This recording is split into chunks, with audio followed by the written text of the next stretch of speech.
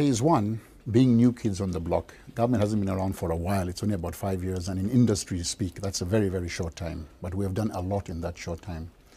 Phase one has been primarily looking more at product development, which is you have to have a product which is there, which you need to put out there.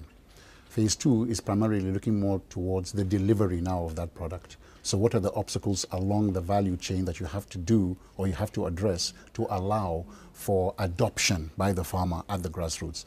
There are many countries where you have actually got vaccines and drugs available, but these maybe are not quality controlled drugs. They are not regulated. In some cases, they're not even legally allowed in those countries, but you see them there on shelves, and farmers don't actually have access to that. It could be because of a myriad of problems. One that people would think is very logical is price. It's too expensive for them to afford. And we found completely the contrary to this in our work in GALVmed, in our pilot projects.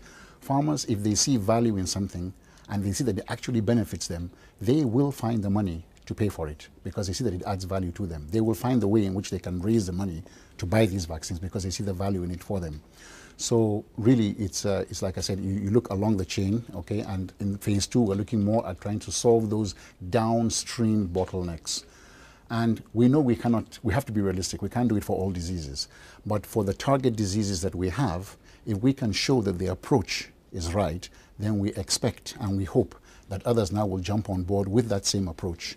And we also gather information from the approaches that we use to create an advocacy platform where we take the results, hard, concrete evidence results in terms of data that we collect from where we are on the ground, and try to convince the policymakers in terms of advocacy at very highest levels, both in the West and also locally, in Africa itself, to try and change the systems which they have so that it can improve the livelihoods of farmers getting access to these products.